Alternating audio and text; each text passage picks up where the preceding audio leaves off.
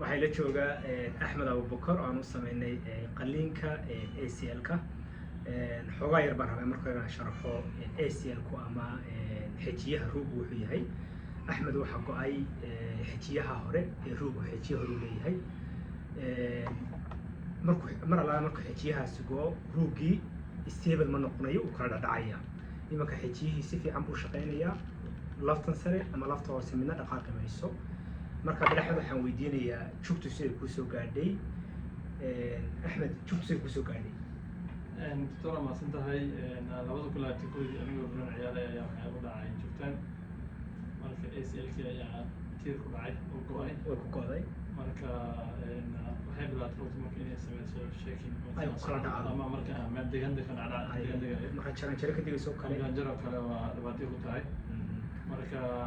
ممكن بارش كثير وهاي أديك محمود سيسمي وسي استعماله لا مقدم كومبليت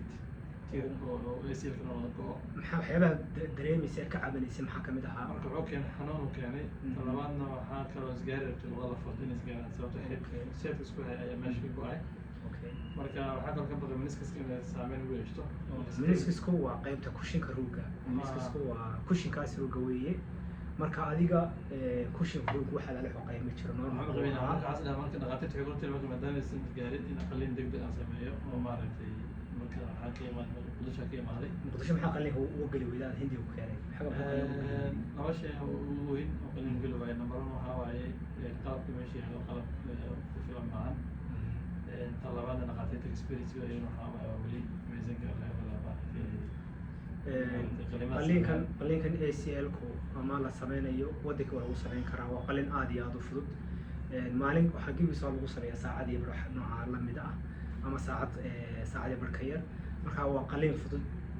dadkan waxaan kula talin lahaa wixii u baahan qalliimada ama markay banooniga ciyaarayaan dhaawac soo gaadho ama MRI oo kale ay maraan loo soo sheego wayna la soo xiriiri karaan talada ugu fiican baan siin karnaa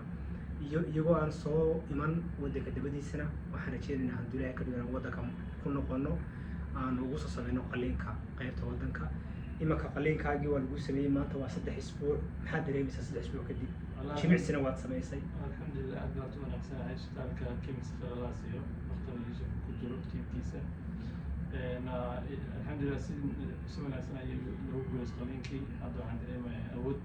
aan ku socon karo marka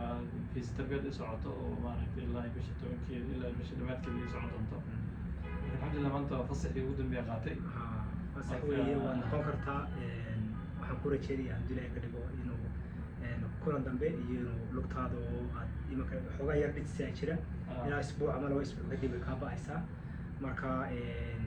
3 bilood horena waad dhowri kartaa 9 bilood kadib waad ku laaban kartaa barooniga 9 bilood hal sano inta udhaxaysa waad ku laaban kartaa barooniga intan dhowr bilood horena taxadar samee haddii Ilaahay ka dhigo fisioterapigana waa insha Allah iyo jimka marka mar walba taxadar samee inaanay dib ku goynsaado aad iyo aadna waad u mahadsan tahay waxaan ku rajeynayaa salaam. Thank you very much.